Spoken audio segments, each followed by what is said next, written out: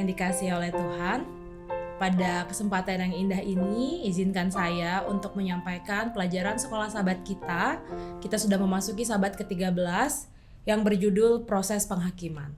Namun sebelum kita memulai pelajaran sekolah sahabat kita ini dan kita akan mendengar apa saja kira-kira nasihat yang kita dapatkan dari pelajaran sekolah sahabat ini, saya mengundang kita semua untuk menyatukan hati kita untuk bersatu di dalam doa. Bapa kami yang bertata di dalam kerajaan surga, kami berterima kasih atas sebuah berkat yang indah yang telah Engkau berikan kepada kami Tuhan, anak-anak Tuhan. Kami memiliki waktu yang indah untuk kembali mendengarkan firman Tuhan. Kiranya pelajaran sekolah sahabat yang hamba bawakan dapat menjadi sumber berkat dan sumber pengetahuan bagi siapapun yang mendengarkan. Kiranya Bapa curahkanlah Roh Kudus-Mu dari surga agar hamba dapat berbicara sesuai dengan kehendak Tuhan. Kehendak-Mu yang jadi atas doa ini, karena kami menaikkan doa kami hanya melalui nama anak Tuhan Yesus Kristus yang telah mati untuk menembus dosa kami. Amin.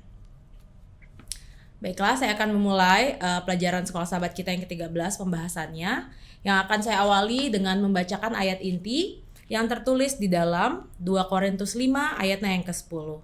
Kita bisa sama-sama melihat di pelajaran sekolah sahabat kita di sahabat ke-13. Bunyinya demikian. Sebab kita semua harus menghadap tahta pengadilan Kristus supaya setiap orang memperoleh apa yang patut diterimanya sesuai dengan yang dilakukannya dalam hidupnya ini, baik ataupun jahat. Jika saudara dan saya melihat sebuah hal yang paling jelas sebagai salah satu intisari dari dalam Alkitab kita ini adalah realitas penghakiman. Itu adalah sebuah fakta yang tidak dapat diganggu-gugat. Bagaimana melalui realitas penghakiman ini, kita akan sama-sama melihat bagaimana melihat proses Tuhan menghakimi dunia kita. Sebagaimana kita tahu bahwa di dunia pada saat ini banyak sekali ketidakadilan yang terjadi di antara kita. Begitu banyak contoh-contoh yang bisa kita lihat berada di sekitar kita, baik di TV maupun dari kabar beredar yang kita tahu, bagaimana kehidupan antar sesama manusia menimbulkan ketidakadilan yang terjadi. Mungkin kalau saya ingin memberikan contoh, salah satu kasus yang sangat menarik perhatian, yang bagaimana kita menilai apakah kasus ini adil atau tidak dan masih belum diputuskan adalah, mungkin kita bisa melihat dari kasus Freddy Sambo ya. Pasti saudara juga mengetahui bagaimana begitu panjang dan berbelit sekali untuk menilai, untuk dari hakim untuk menghakimi kira-kira apakah kasus ini seperti apa keputusan, apakah bersalah atau tidak. Sampai sekarang pun masih belum ada kejelasannya. Nah, tidak hanya di dalam kehidupan nyata juga, Tuhan Yesus juga sebagai seorang hakim yang sejati, kita tahu bahwa nanti suatu saat Dia akan datang untuk melakukan proses penghakiman itu kepada seluruh umat manusia. Yang kita perlu imani juga, pada suatu saat nanti Dia akan datang dan Dia akan mengadili seadil-adilnya, sebagaimana kita tahu bahwa Tuhan adalah seorang hakim yang adil. Dia akan menilai dengan sebaik-baiknya tanpa ada pembebanan ataupun pemihakan. Dia mengetahui bagaimana isi hati kita sebagai manusia. Dia akan menilai secara jelas dan benar-benar tidak akan menyimpang, karena Ia adalah hakim yang adil, Ia adalah pencipta kita. Tuhan tidak pernah memihak, kita percaya itu. Dan Dia mengetahui bagaimana isi hati dan pikiran kita, dan hanya Dialah yang bisa memberikan atau menilai, memberikan hukuman. Jika nanti saudara dan saya pada saat kita dihakimi, hanya Dialah yang bisa memberikan penilaian yang terbaik. Apakah kita dapat diselamatkan ataukah kita tidak diselamatkan? Dan bagi banyak orang, penghakiman itu memiliki sebuah makna yang negatif. Bagaimana kita tahu bahwa jika kita mendengar perkataan hakim atau dihukum atau hakimi, maknanya kadang tidak terlalu baik ya. Berarti ada suatu kesalahan yang terjadi dan butuh penilaian dari seorang hakim untuk menilai apakah kasus ini atau mungkin orang tersebut perlu mendapatkan hukuman atau tidak. Namun kita perlu melihat dari sudut lain yang lebih positif. Jadi kalau dari sisi negatif mungkin kita melihat bahwa proses penghakiman ini adalah sebuah keadaan yang negatif, tapi di sisi lainnya, sisi positif, itu adalah sebuah pemulihan bagi orang benar. Dan itu sudah disampaikan oleh Daniel di dalam kitabnya, di dalam Daniel 7 ayat 22. Bagaimana makna penghakiman ini demi kepentingan orang-orang kudus yang maha tinggi. Tujuan utama masa penghakiman di dalam pelajaran sekolah sahabat kita dikatakan ada beberapa tujuannya. Tujuan utama dari masa penghakiman ini adalah untuk mempersiapkan tempat bagi umatnya, yakni umat-umat Tuhan, anak-anak Tuhan di surga. Dan ada sebuah ayat yang sangat menarik perhatian saya di dalam pelajaran sekolah sahabat kita. Nanti kita bisa sama-sama membaca, saudara di rumah juga bisa membaca, yakni di dalam Yohanes 3 ayat 18 dan di dalam Yohanes 5 ayatnya yang ke-24. Di sana dikatakan bahwa apakah manusia yang hidup di dalam Kristus sudah otomatis tidak akan dihakimi. Itu jika nanti kita telaah lebih lanjut, mungkin nanti itu adalah makna yang pertama kali saudara dapatkan ketika membaca ayat tersebut. Namun perlu kita garis bawahi bersama bahwa dihakimi tidak berarti dia tidak mendapatkan hukuman ya. Jadi maksudnya dihakimi adalah sebuah proses. Masalah nanti apakah dia dihukum atau tidak, itu nanti adalah melihat bagaimana Tuhan Sang Hakim yang adil akan memberikan penilaiannya. Bagaimana dia memberikan penilaiannya? Tentu saja dengan melihat bagaimana saudara dan saya hidup. Selama kita hidup, dia akan menilai apakah perbuatan, apakah hati saudara, apakah pikiran saudara itu semuanya berfokus kepada Tuhan. Atau kita malah menolak kasihnya yang sudah diberikannya kepada kita. Dan pada akhirnya, takdir kita ditentukan oleh kehidupan kita saat ini. Apakah nanti kita akan mendapat hukuman atau tidak. Di dalam 2 Korintus 5 ayat yang 10, saya akan membacakan ayatnya. Sebab kita semua harus menghadap tahta pengadilan Kristus, supaya setiap orang memperoleh apa yang patut diterimanya sesuai dengan yang dilakukannya dalam hidupnya ini, baik ataupun jahat. Jadi mungkin saudara ada berpikir, oh saya kan sudah Advent dari kecil, saya sudah berjalan di dalam terang, saya sudah melakukan semua hal yang baik. Saudara bisa merasa demikian. Tapi bukan berarti jika saudara merasa demikian, saudara sudah otomatis istilahnya tidak akan merasakan atau tidak bergabung di dalam proses penghakiman tersebut, tidak. Semua umat manusia seperti dikatakan di dalam 2 Korintus 5 ayat 10, semua harus menghadap tahta pengadilan Kristus. Nah, perbedaannya adalah nanti pada akhirnya apakah saudara ataupun saya, apakah kita mendapat hukuman atau tidak. Tapi kita semua sama-sama akan tetap mengikuti proses penghakiman tersebut. Beberapa hal yang perlu kita renungkan mengenai penghakiman ini adalah yang perlu kita ingat, yang pertama, kita diselamatkan oleh kasih karunia. Yang kedua, kita dibenarkan oleh iman. Yang ketiga, kita dihakimi berdasarkan perbuatan kita. Dan apakah yang menjadi dasar untuk penghakiman tersebut? Itu adalah 10 hukum Tuhan. Itu adalah yang menjadi dasar. Semua perbuatan kita, semua tingkah laku kita, baik perkataan dan pikiran kita, semuanya akan kita akan melalui proses penghakiman tersebut. Dan pada dasarnya, yang menjadi dasar yang akan menjadi patokan itu semua adalah 10 perintah Tuhan. Penghakiman bukanlah saat Tuhan memutuskan untuk menerima atau menolak kita. Tapi saat Tuhan menyelesaikan pilihan kita, apakah kita menerimanya atau tidak. Pilihan itulah yakni segala perbuatan kita. Dan di dalam proses penghakiman ini kita sudah memasuki di dalam intinya. Jadi di dalam proses penghakiman, di dalam pelajaran sekolah sahabat kita terbagi dalam 3 fase utama.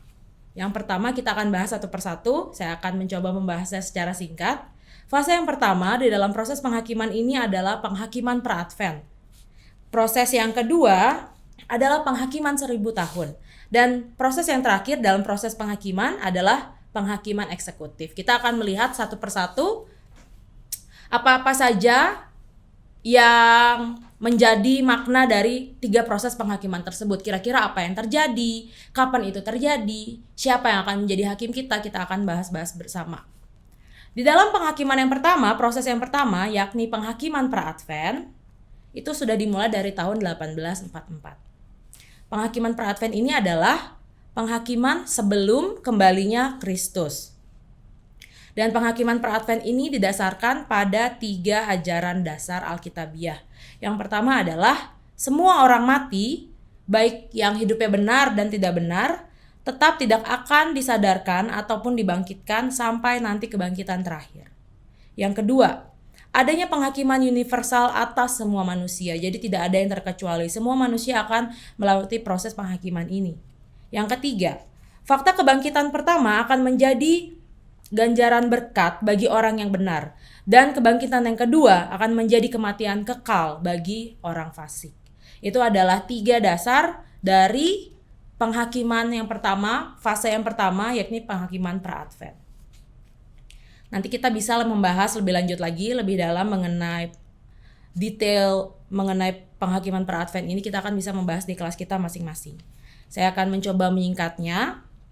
Dan dalam penghakiman pra-Advent ini, yang terlibat dalam proses penghakiman pra-Advent ini hanyalah penghuni surga. Nanti kita akan melihat perbedaan antara penghakiman pra-Advent ini dan penghakiman 1000 tahun.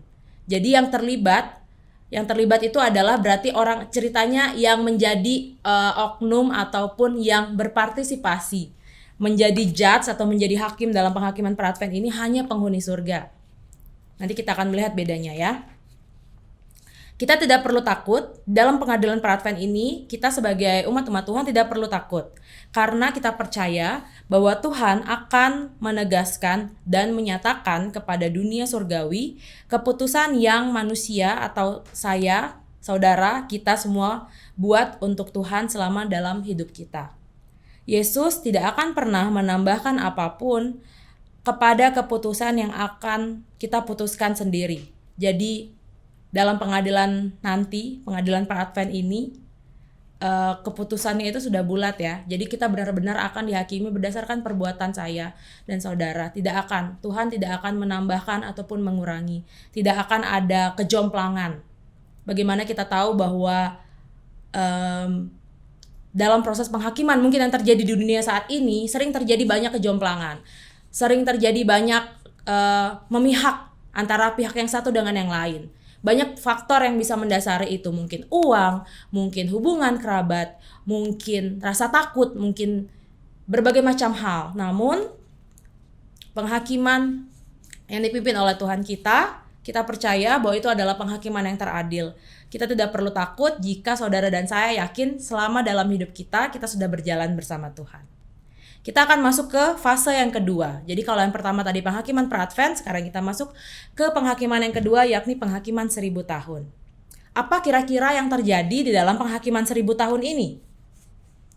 Kalau tadi di dalam penghakiman pra-Advent, yang berpartisipasi atau yang ikut dalam proses tersebut hanya penghuni surga yang terlibat, di dalam penghakiman 1000 tahun ini, orang-orang kudus juga ikut berpartisipasi. Apakah saudara dan saya akan termasuk dalam kumpulan orang-orang kudus tersebut? Kita belum tahu. Hanya saudara dan saya yang tahu apa yang sudah kita perbuat selama ini, dan nanti Tuhan yang akan menentukan apakah kita akan termasuk dalam orang-orang kudus tersebut. Dan di dalam penghakiman 1000 tahun itu yang terjadi, orang-orang kudus yang hidup ataupun yang mati akan dibangkitkan. Itu adalah disebut kebangkitan pertama. Dan kita akan bersama-sama menemui Tuhan di angkasa. Yang kedua, yang terjadi di dalam penghakiman 1000 tahun. Orang-orang kudus yang dibawa ke surga untuk tinggal di surga akan berpartisipasi dalam penghakiman. Jadi yang tadinya kita masih dalam kondisi mati, jika kita termasuk golongan orang-orang kudus tersebut, akan sama-sama dibangkitkan dan akan berpartisipasi. Jadi bukan hanya istilahnya kita melihat atau kita yang dihakimi, tidak lagi. Jadi kita berpartisipasi sebagai orang-orang kudus tersebut untuk mengikuti penghakiman 1000 tahun ini. Dan mengapa Tuhan ingin melibatkan orang-orang kudus tersebut di dalam proses penghakiman 1000 tahun ini? Karena Ia ingin orang-orang kudus mengevaluasi catatan surga untuk melihat bagaimana Tuhan kita yang adil itu berlaku ya, bersikap. Istilahnya kita membuktikan, nanti orang-orang kudus akan membuktikan, oh ya memang ini Tuhan yang adil itu, yang tidak menambahkan atau mengurangi, yang tidak memihak. Kita akan melihat secara jelas dan kita akan ikut serta dalam proses penghakiman itu. Itu adalah alasan mengapa Tuhan mengajak berpartisipasi orang-orang kudus ini untuk ikut dalam proses penghakiman 1000 tahun itu. Dan apa yang terjadi dengan orang-orang jahat? Orang-orang jahat akan melihat apa yang Tuhan lakukan untuk menyelamatkan mereka selama ini. Berapa banyak kesempatan yang telah mereka tolak, berapa banyak kasih, sayang, belas kasihan yang Tuhan sudah berikan untuk mereka tapi yang tidak diterima sama orang-orang jahat ini. Mereka juga akan melihat semuanya itu. Itu semua akan dijabarkan dengan jelas dan mereka akan tahu dan mereka akan menyesal mengapa selama ini mereka tidak bisa menerima kasih Tuhan tersebut. Dan nanti pada akhir masa penghakiman 1000 tahun ini, Yerusalem akan turun ke bumi dan itu akan menjadi rumah abadi bagi orang-orang kudus. Dan kita akan tinggal di sana untuk selama-lamanya. Lalu apa yang terjadi dengan orang yang jahat? Yaitu orang jahat itu akan dibangkitkan dan itu adalah masa penghakiman, adalah waktu yang diberikan oleh Tuhan, proses yang akan mereka lalui. Mereka akan melihat semuanya itu.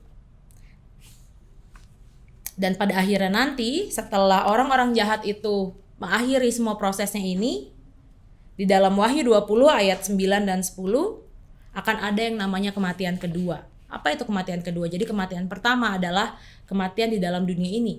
Pada saat mungkin kita tua atau kita sakit ataupun kematian yang disebabkan oleh dosa. Nanti ada lagi kematian yang kedua. Jadi setelah orang-orang jahat itu dibangkitkan, setelah mereka melewati proses penghakiman 1000 tahun, mereka akan mengalami kemudian kematian yang kedua, yakni pemusnahan kejahatan melalui api yang Tuhan turunkan dari surga untuk menghanguskan semua kejahatan yang ada. Pemusnahan yang abadi, yang kekal.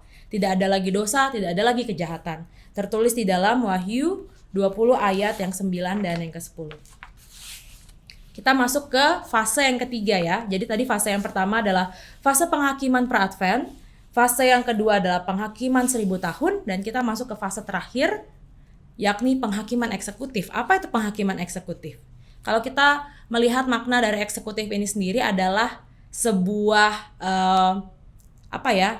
kejadian yang spesial ya. Namanya eksekutif itu adalah dia tidak dialami oleh semua orang, hanya beberapa tertentu saja yang akan mengalami. Namun sepertinya kita perlu waspada bahwa penghakiman eksekutif ini bukanlah hal yang baik yang mungkin saudara dan saya ingin ikuti. Penghakiman eksekutif ini adalah intervensi hukuman terakhir dan tidak dapat diubah. Yakni ini intervensi hukuman yang diberikan oleh Tuhan ya, dari Allah dalam sejarah manusia kepada orang jahat. Jadi penghakiman eksekutif ini bukan hanya terjadi nanti, tapi sudah terjadi dari ribuan tahun yang lalu, dari saat manusia diciptakan. Contohnya, pada saat pengusiran dan pemberontakan surga, bagaimana Lucifer diusir dan dia dibuang ke dunia ini. Itu juga termasuk penghakiman eksekutif. Yang kedua, pengusiran Adam dan Hawa ketika mereka jatuh dalam dosa dan dikeluarkan dari Taman Eden. Contoh lain pun masih banyak, ada air bah, ada Sodom dan Gomora, ada juga kematian anak sulung Mesir dan masih banyak lagi. Kisah-kisah di Alkitab yang menggambarkan bagaimana itu adalah hak prerogatif Tuhan ya. Jadi bagaimana dia langsung memberikan hukuman pada saat itu juga atas konsekuensi atau atas dosa atau atas perbuatan yang telah dilakukan oleh makhluk ciptaannya. Dan nanti setelah semua dosa dimusnahkan, setelah selesainya semua proses penghakiman melalui 3 fase ini, Tuhan berjanji dia akan menciptakan kembali sebuah kehidupan yang baik. Kenapa dia berjanji menciptakan? Karena tidak ada lagi pemulihan. Jadi semua yang sudah mati, kehidupan yang lama itu memang bukan dipulihkan ya, tapi memang tidak ada lagi. Jadi akan menciptakan Tuhan berjanji akan menciptakan sebuah kehidupan yang baru. Bagaimana dia akan menciptakan langit dan bumi yang baru. Bagaimana dia akan memberikan kita tempat tinggal yang baru. Keselamatan dan kehidupan akan dijamin untuk kekekalan dosa dan itu tidak akan terjadi lagi. Jadi dosa tidak akan terjadi lagi. Dan bagaimana semua makhluk yang cerdas di alam semesta ini akan melayani Tuhan dengan sukacita. Dan bagaimana nanti setelah dosa itu tidak ada lagi, kasih, kedamaian, kegembiraan, keadilan, kebenaran, dan semua hal baik akan memerintah untuk selama-lamanya. Allah akan dikasihi, Allah akan ditaati dan disembah selamanya oleh semua makhluk ciptaannya. Dan sebagai penutup di dalam pelajaran sahabat ke-13 kita ini, saya melihat di pelajaran kita ada sebuah perkataan yang sangat baik yang bisa saudara dan saya ingat-ingat, terapkan di dalam kehidupan kita. Kebaikan dan panjang sabar Tuhan yang Ia berikan kepada umatnya tidak menghalangi Dia atau Tuhan untuk menghukum orang berdosa yang menolak Dia. Kita tahu bahwa Tuhan kita adalah Allah Maha Baik. Dia Maha Sabar. Tapi bukan berarti kasih yang Dia berikan kepada kita itu menghalangi untuk menghukum ciptaannya atau orang-orang berdosa yang sudah menolak Dia. Cinta tanpa keadilan akan menjadi sebuah kekacauan dan pelanggaran hukum. Namun keadilan tanpa cinta pun akan menjadi sebuah penindasan dan penaklukan. Dan kalau kita melihat dari dua perkataan ini, proses penghakiman Tuhan mencakup semuanya. Jadi Dia tidak hanya memiliki cinta tanpa keadilan ataupun memiliki keadilan tanpa cinta, tapi proses penghakiman Tuhan adalah perpaduan sempurna antara keadilan, belas kasih, dan kebenaran. Jadi bagaimana kita melihat bahwa proses penghakiman ini bukanlah suatu hal yang perlu saudara dan saya takuti. Karena jika saudara dan saya percaya bahwa selama di dalam hidup kita sudah melakukan hal yang baik, kita menyerahkan hidup kita bersama Tuhan, kita berjalan bersama Dia. Selama ini Tuhan kita adalah Maha Adil dan Maha Tahu. Ia tahu semua isi hati dan pikiran kita. Dia akan memberikan sebuah keputusan akhir yang terbaik. Dan kita percaya bahwa keputusan Tuhan yang terbaik jika kita sudah bergaul bersama Dia, berjalan bersama Tuhan, adalah merupakan sebuah ending yang bahagia bagi saudara dan saya. Karena itu izinkan saya untuk menutup pelajaran sekolah sahabat ini di sahabat ke-13. Saya ingin kita semua untuk sama-sama kembali lagi diingatkan, untuk kita sama-sama kembali lagi di penghujung tahun 2022 ini. Kita masih punya waktu, walaupun sudah sangat singkat, kita masih punya waktu. Tuhan masih membukakan pintu pengasihannya kepada kita. Bagaimana kita bisa meninggalkan mungkin dosa-dosa kesayangan kita di tahun 2022 ini. Dan bagaimana kita bisa bersiap menyambut kehidupan yang jauh lebih baik bersama Tuhan di tahun 2023. Besar doa dan harapan saya, saudara dan saya, kita semua dapat tetap bersemangat di dalam waktu yang sisa di tahun 2022 yang sisa ini, dan bagaimana kita bisa sama-sama berkomitmen untuk memiliki sebuah kehidupan yang lebih baik di tahun 2023. Demikian pelajaran yang dapat saya sampaikan. Kita akan menutupnya dengan doa tutup. Saya kembali mengundang saudara yang menonton video ini, kita akan kembali menyatukan hati kita dan kita akan berdoa. Bapa kami bertata di dalam kerajaan surga, terima kasih Tuhan atas penyertaan-Mu.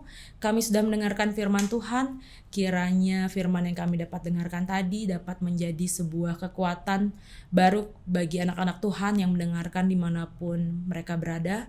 Kiranya kami, anak-anak Tuhan, dapat kembali diingatkan kembali, agar sebelum masa penghakiman itu nanti tiba, kami masih memiliki waktu yang tersisa untuk dapat menjadikan hidup kami semakin baik lagi, semakin dekat lagi kepada Tuhan.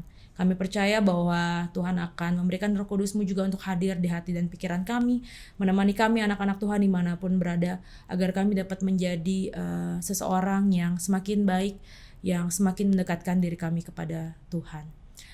Menyertai juga sepanjang hari ini dalam apapun kegiatan kami. Kiranya Bapa melindungi dan memberkati. Kiranya jika ada sahabat saudara kami yang mungkin dalam keadaan sakit atau lemah iman, kiranya Bapa juga hadir bersama mereka untuk bersama-sama menyertai mereka. Kami menyerahkan kehidupan kami seluruhnya ke dalam tangan-Mu ya Bapa. Kehendak-Mu yang jadi, karena kami berdoa di dalam nama Tuhan Yesus yang telah mati untuk menebus dosa kami. Amin. Demikian pelajaran dapat saya sampaikan. Terima kasih. Jangan lupa untuk di-like, di-subscribe, dan dibagikan kepada sahabat kita yang lain yang ingin mendengarkan mengenai kabar baik ini tentang firman Tuhan, sehingga semuanya dapat mendapatkan pelajaran yang begitu baik ini, sehingga kita semua juga dapat bersukacita ya, kita dapat mempelajari pelajaran sekolah sahabat kita bersama-sama. Demikian pelajaran dapat sampaikan. Terima kasih, Tuhan memberkati.